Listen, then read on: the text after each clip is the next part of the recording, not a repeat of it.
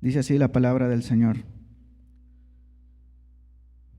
Viendo Jacob que en Egipto había alimentos, dijo a sus hijos: ¿por qué os estáis mirando? Y dijo: he aquí, yo he oído que hay víveres en Egipto. Descended allá y comprad de allí para nosotros, para que podamos vivir y no muramos. Y descendieron los 10 hermanos de José a comprar trigo en Egipto. Mas Jacob no envió a Benjamín, hermano de José, con sus hermanos, porque dijo: no sea que le acontezca algún desastre. Vinieron los hijos de Israel a comprar entre los que venían, porque había hambre en la tierra de Canaán, y José era el señor de la tierra, quien le vendía a todo el pueblo de la tierra. Y llegaron los hermanos de José y se inclinaron a él rostro a tierra. Y José, cuando vio a sus hermanos, los conoció, mas hizo como que no los conocía y les habló ásperamente y les dijo: ¿de dónde habéis venido? Ellos respondieron: de la tierra de Canaán, para comprar alimentos. José, pues, conocía a sus hermanos, pero ellos no le conocieron. Entonces se acordó José de los sueños que había tenido acerca de ellos y les dijo: espías sois, por ver lo descubierto del país habéis venido. Ellos le respondieron: no, Señor nuestro, sino que tus siervos han venido a comprar alimentos. Todos nosotros somos hijos de un varón, somos hombres honrados, tus siervos nunca fueron espías. Pero José les dijo: no, para ver lo descubierto del país habéis venido. Y ellos respondieron: tus siervos somos 2 hermanos, hijos de un varón en la tierra de Canaán, y he aquí el menor está hoy con nuestro padre y otro no parece. Y José les dijo: eso es lo que os he dicho, afirmando que sois espías. En esto seréis probados. Vive Faraón, que no saldréis de aquí, sino cuando vuestro hermano menor viniere aquí. Enviad a uno de vosotros y traiga a vuestro hermano, y vosotros quedad presos, y vuestras palabras serán probadas, si hay verdad en vosotros, y si no, vive Faraón, que sois espías. Entonces los puso juntos en la cárcel por 3 días, y al tercer día les dijo José: haced esto y vivid, yo temo a Dios. Si sois hombres honrados, quede preso en la casa de vuestra cárcel uno de vuestros hermanos, y vosotros id y llevad el alimento para el hambre de vuestra casa. Pero traeréis a vuestro hermano menor, y serán verificadas vuestras palabras, y no moriréis. Y ellos lo hicieron así. Y decían el uno al otro: verdaderamente hemos pecado contra nuestro hermano, pues vimos la angustia de su alma cuando nos rogaba, y no le escuchamos. Por eso ha venido sobre nosotros esta angustia. Entonces Rubén le respondió diciendo: ¿no os hablé yo y dije: no pequéis contra el joven, y no escuchasteis? He aquí también se nos demanda su sangre. Pero ellos no sabían que los entendía José, porque había intérprete entre ellos. Y se apartó José de ellos y lloró. Después volvió a ellos y les habló, y tomó de entre ellos a Simeón y lo aprisionó a vista de ellos. Después mandó José que llenaran sus sacos de trigo y devolviesen el dinero de cada uno de ellos, poniéndolo en su saco, y les diesen comida para el camino, y así se hizo con ellos. Y ellos pusieron su trigo sobre sus asnos y se fueron de allí. Pero abriendo uno de ellos su saco para dar de comer a su asno en el mesón, vio su dinero que estaba en la boca de su costal. Y dijo a sus hermanos: mi dinero se me ha devuelto, y helo aquí en mi saco. Entonces se les sobresaltó el corazón, y espantados dijeron el uno al otro: ¿qué es esto que nos ha hecho Dios? Y venidos a Jacob su padre en tierra de Canaán, le contaron todo lo que les había acontecido, diciendo: aquel varón, el Señor de la tierra, nos habló ásperamente y nos trató como espías de la tierra. Y nosotros le dijimos: somos hombres honrados, nunca fuimos espías, somos 2 hermanos, hijos de nuestro padre. Uno no parece y el menor está hoy con nuestro padre en la tierra de Canaán. Entonces aquel varón, el Señor de la tierra, nos dijo: en esto conoceré que sois hombres honrados. Dejad conmigo uno de vuestros hermanos y tomad para el hambre de vuestras casas y andad. Y traedme a vuestro hermano el menor, para que yo sepa que no sois espías, sino hombres honrados. Así os daré a vuestro hermano y negociaréis en la tierra. Y aconteció que vaciando ellos sus sacos, he aquí que en el saco de cada uno estaba el atado de su dinero. Y viendo ellos y su padre los atados de su dinero, tuvieron temor. Entonces su padre Jacob les dijo: me habéis privado de mis hijos. José no parece, ni Simeón tampoco, y a Benjamín le llevaréis. Contra mí son todas estas cosas. Y Rubén habló a su padre diciendo: harás morir a mis dos hijos si no te lo devuelvo. Entrégalo en mi mano, que yo lo devolveré a ti. Y él dijo: no descenderá mi hijo con vosotros, pues su hermano ha muerto, y él solo ha quedado. Y si le aconteciera algún desastre en el camino por donde vais, haréis descender mis canas con dolor al Seol. Amén. Pueden sentarse.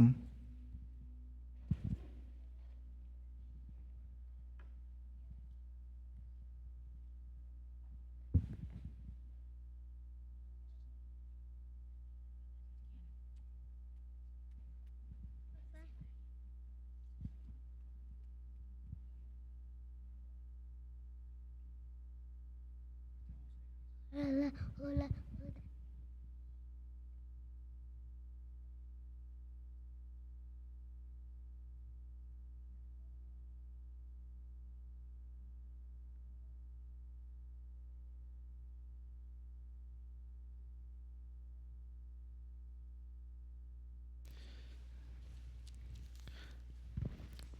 Bien, hermanos, vamos a meditar brevemente en este capítulo 42 de Génesis. Aquí, hermanos, en los primeros versículos de este capítulo 42 vemos a Jacob y a sus hijos en Canaán. La hambruna con la que el Señor había azotado la tierra los había alcanzado a ellos.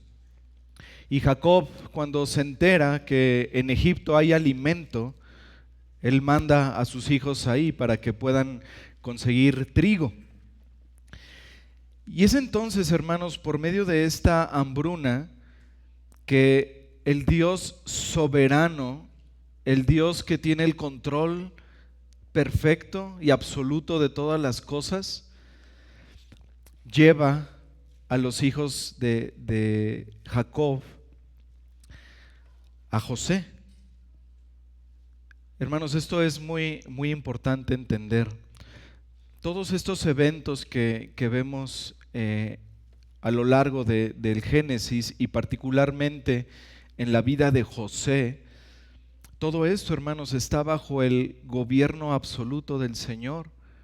Cada circunstancia, cada evento que vemos ahí, vemos, hermanos, la mano soberana de Dios, obrando providencialmente para cumplir sus planes eternos. Mucho había cambiado en la vida de José desde el momento en que sus hermanos lo vendieron. Recordemos brevemente lo que había sucedido. Los hermanos de José se volvieron contra él, lo metieron en un pozo, después lo vendieron a traficantes de esclavos extranjeros. Sus hermanos volvieron a su padre, engañaron a su propio padre sobre lo que había sucedido con José.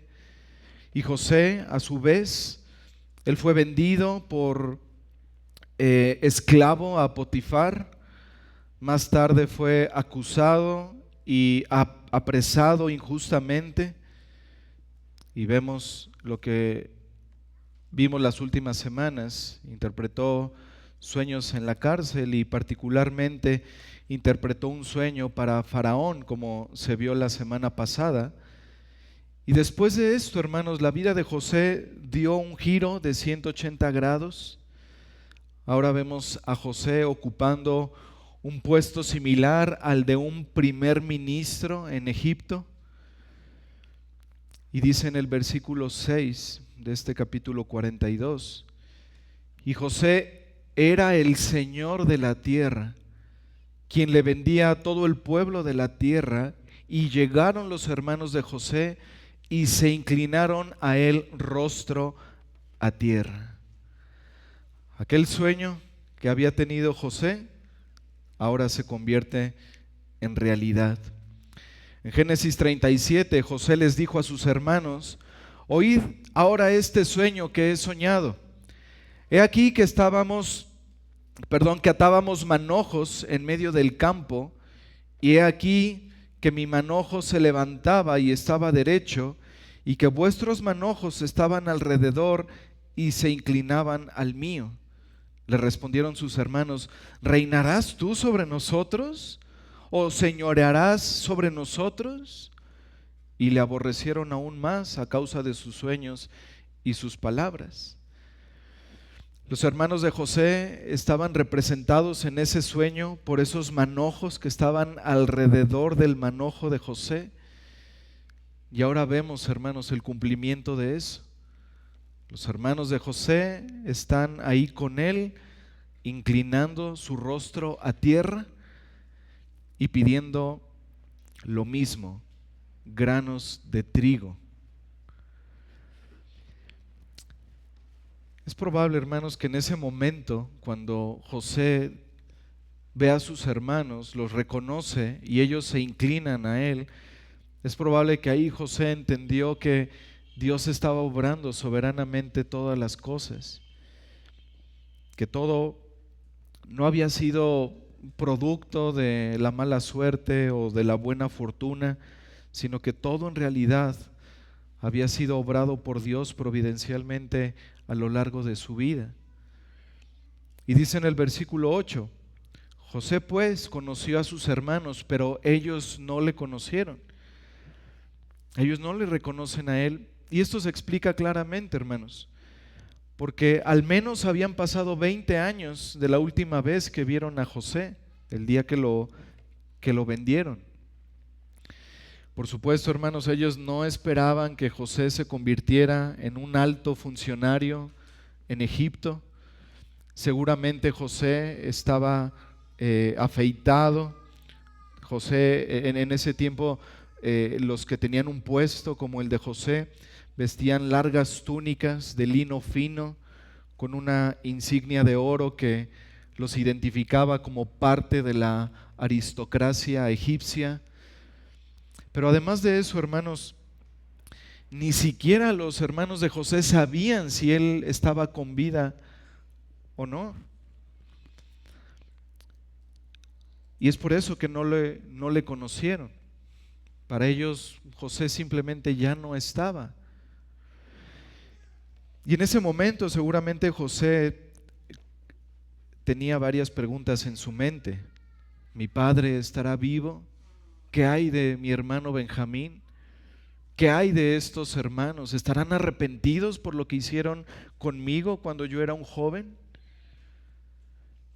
Y dice en el versículo 7 que José les habló ásperamente. Les habló con dureza, hermanos, porque ellos necesitaban que se les despertara la conciencia. Aquí José, hermanos, actuó bajo una estrategia pensando en el bien de sus hermanos, que ellos reaccionaran, que ellos pudieran entender el pecado que habían cometido con él. Así que fue un acto de misericordia de José.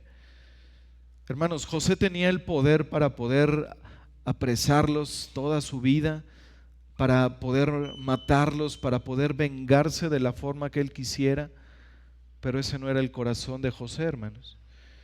Él buscó hacerles misericordia. Él buscaba que ellos entendieran su pecado y se arrepintieran.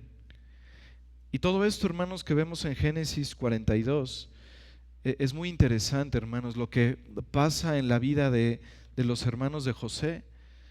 Porque recordemos, hermanos, que ellos llegan a Egipto, pero ellos llegan con la intención meramente de obtener alimentos, de obtener trigo. Ellos no hicieron ese viaje pensando: vamos a Egipto a ver si el Señor despierta nuestras conciencias para mostrarnos nuestro pecado. Ellos no buscaban en absoluto eso, hermanos. Ellos no veían, no alcanzaban a ver la maldad de su corazón. Pero en la providencia de Dios, hermanos, el Señor tenía preparado algo muy bueno para ellos, algo que cambiaría sus vidas por completo. Y tenemos una conversación en los versículos del 9 al 13, donde José les dice: ustedes son espías. Y ellos dicen: no, no somos espías, somos de un mismo padre. Esto significa que lo que querían decir es, no venimos de un gobierno, venimos de un hogar, venimos por la necesidad de alimento, no somos espías. Y mencionan en su defensa que eran 12 hermanos.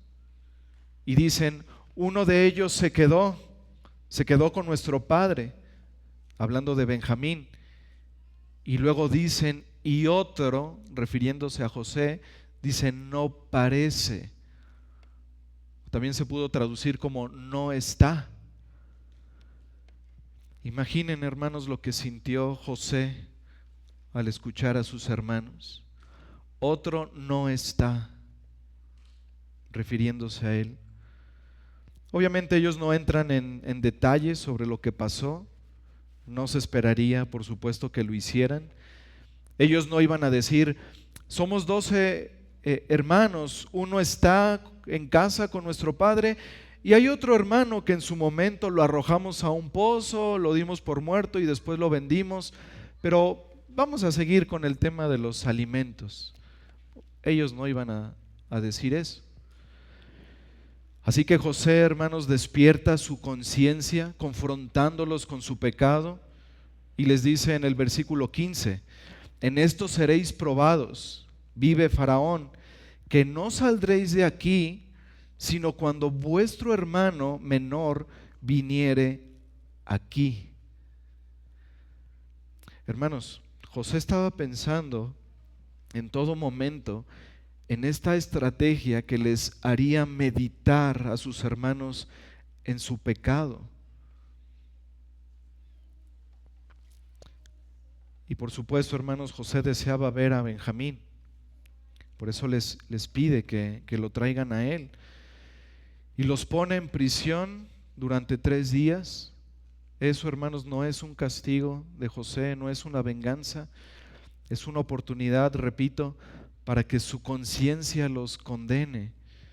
Y le dice a sus hermanos que traigan a Benjamín, a su hermano menor, para ver si ellos realmente están diciendo la verdad. Versículo 19 en adelante. Si sois hombres honrados, quede preso en la casa de vuestra cárcel uno de vuestros hermanos, y vosotros id y llevad el alimento para el hambre de vuestra casa. Pero traeréis a vuestro hermano menor, y serán verificadas vuestras palabras, y no moriréis. Y ellos lo hicieron así. Versículo 21. Vean, hermanos, aquí cómo esa estrategia de José da resultado. Versículo 21. Y decían el uno al otro, verdaderamente hemos pecado contra nuestro hermano, pues vimos la angustia de su alma cuando nos rogaba y no le escuchamos. Por eso ha venido sobre nosotros esta angustia. Entonces Rubén les respondió diciendo, ¿no os hablé yo y dije, no pequéis contra el joven y no escuchasteis? He aquí también se nos demanda su sangre. Ahí presos, estos hermanos de José empiezan a hacer un examen de conciencia y su conciencia comienza a atormentarles, comienza a convencerlos de la maldad que habían hecho con José. Empiezan a recordar lo que hicieron, empiezan a sentir ese fuerte remordimiento de haber escuchado a su hermano en angustia pidiéndoles auxilio. Y dicen los versículos del 24 al 26, y se apartó José de ellos y lloró. Después volvió a ellos y les habló, y tomó de entre ellos a Simeón y lo aprisionó a vista de ellos. Después mandó José que llenaran sus sacos de trigo y devolviesen el dinero de cada uno de ellos, poniendo en su saco, y les diesen comida para el camino, y así se hizo con ellos.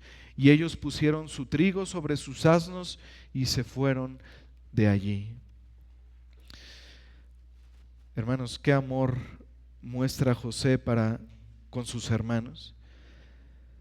Qué amor por sus hermanos vemos en José hacia los mismos que desearon su muerte, hacia aquellos que procuraron su muerte.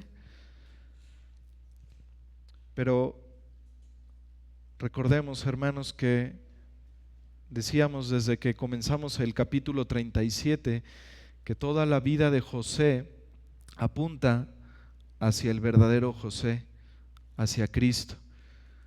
José es un tipo de nuestro Señor Jesucristo. El verdadero José, hermanos, mostró su amor de una manera más grande. Cuando por los mismos que lo clavaron en la cruz, él oró diciendo: Padre, perdónalos, porque no saben lo que hacen. Qué amor de nuestro Señor Jesucristo, quien por los mismos que le rechazaron, que lo despreciaron, que se rebelaron contra él, él murió por ellos para salvarlos. Él es el verdadero José. Y hermanos, pidamos al Señor que nos ayude a mostrar el mismo perdón, la misma compasión hacia aquellos que nos han hecho daño. Es verdad que no encontraremos en nosotros mismos fuerzas para poder hacerlo, pero sí podemos encontrarlo en Cristo, porque Cristo nos ha dado ejemplo, hermanos. Cristo nos ha enseñado a cómo amar a nuestros enemigos, y Cristo nos manda a amar a nuestros enemigos. Y vemos aún al final, hermanos, del capítulo, a los hermanos de José siguiendo cargados por su conciencia, cargados por esa conciencia que los acusa. Y queridos hermanos y amigos, el único descanso para una conciencia acusadora es Cristo. Una conciencia cargada, hermanos, una conciencia que acusa, es un don de Dios. Porque eso significa que Dios le está mostrando a la persona qué es lo correcto y qué es lo que está mal delante de los ojos del Señor. Cuando una persona está cargada en su conciencia, significa, hermanos, que puede reconocer su pecado,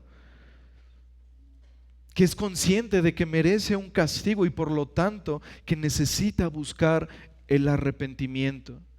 Y ese es el primer requisito para venir a Cristo. Querido amigo, quiero hacerte una pregunta. ¿Estás agobiado por tu pecado? ¿Tu conciencia te acusa así como acusó a los hermanos de José? Si no has encontrado paz y descanso, querido amigo, ve a Cristo. Cristo es el único descanso para una conciencia acusadora. Dios está obrando en ti, mostrándote tu pecado. Descansa en Cristo. Descansa en Él. Pero si nunca has sentido dolor, si nunca te has sentido agobiado por tu pecado, pídele a Dios que tenga misericordia de ti, que te permita ver tu pecado con claridad, que te permita ver las consecuencias de tu pecado, para que puedas ver tu necesidad de Cristo y la necesidad que tienes de arrepentirte. Hermanos, los hermanos de José tenían miedo de la retribución, tenían miedo de cosechar lo que ellos habían sembrado, tenían miedo de que Dios los castigara por la sangre que había en su contra, la sangre de su hermano José en sus manos. Nosotros como creyentes en algún momento nos sentimos así, hermanos, cargados con nuestro pecado, conscientes de nuestra maldad, conscientes de nuestra condenación, del juicio que había sobre nosotros, de la ira de Dios que estaba sobre nosotros. Pero hermanos, en el Evangelio esos temores se calman para nosotros. El Evangelio nos dice que Dios no nos da el castigo que merecíamos, sino que Cristo lo recibió en nuestro lugar. Y no solo eso, sino que además Cristo nos imputa su perfecta obediencia, su justicia perfecta a nuestro favor. Los hermanos de José se sentían abrumados por la culpa de su pecado, por lo que habían hecho. Y así nosotros también en algún momento cargábamos con esa culpa. Pero el Evangelio nos dice, hermanos, que Cristo ha quitado esa culpa por completo, que Cristo ha quitado esa vergüenza que estaba sobre nosotros, porque Él la llevó sobre sus hombros en esa cruz. Y ahora, hermanos, ya no hay más condenación para los que estamos en Cristo Jesús. Este capítulo 42, hermanos, y los capítulos que veremos más adelante, nos enseñan también que Dios usa las circunstancias difíciles para nuestro bien. Pensemos esto, hermanos. Sin una hambruna, los hermanos de José no hubieran llegado a Egipto. Sin ir a Egipto, ellos no se hubieran encontrado con José. Sin ser confrontados por José, ellos no estarían encarcelados 3 días. Si no estuvieran en prisión, sus conciencias no hubieran sido despertadas. Hermanos, esto es lo que algunos llaman el extraño camino de la providencia de Dios. Podemos estar seguros, hermanos, que el Señor obra todas las cosas para nuestro bien. Aún las circunstancias difíciles. Esos hombres tenían hambre, esos hombres tenían necesidad y por eso llegaron a Egipto.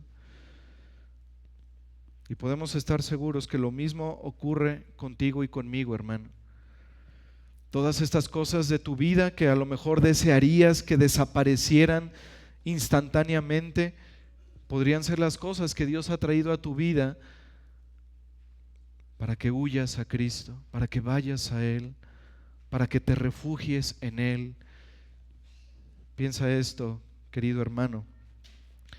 Podría ser que esa limitación física que tienes y que tanto deseas que desapareciera, quizás sea lo que te está proporcionando ese tiempo adicional para estar con el Señor en oración y en su palabra.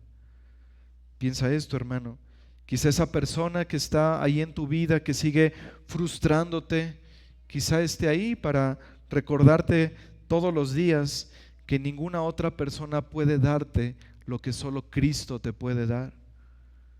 O piensa esto, puede ser que las aflicciones que estás pasando estén ahí para recordarte que este mundo no es tu hogar, que esperamos un hogar celestial, un hogar eterno, una ciudad mejor, un lugar donde ya no habrá llanto, donde ya no habrá temor, donde ya no habrá lágrima. Dios usa, hermano, las circunstancias difíciles para nuestro bien. Y en esos momentos, donde a veces es difícil entender por qué estamos pasando por esa situación, en esos momentos es cuando podemos recordar, hermanos, que el mayor mal del universo eterno, que la mayor injusticia que ha habido en la historia, la crucifixión del Señor Jesucristo, fue obrada para nosotros, para nuestro mayor bien, para nuestro mayor gozo. ¿No es así? Podemos estar seguros, hermanos, que aún las cosas más pequeñas Dios las está usando para nuestro bien. Él es soberano, hermanos. Así que, teniendo esto en mente, sigamos adorando a nuestro Dios soberano que obra todas las cosas para su gloria y para nuestro bien. Amén.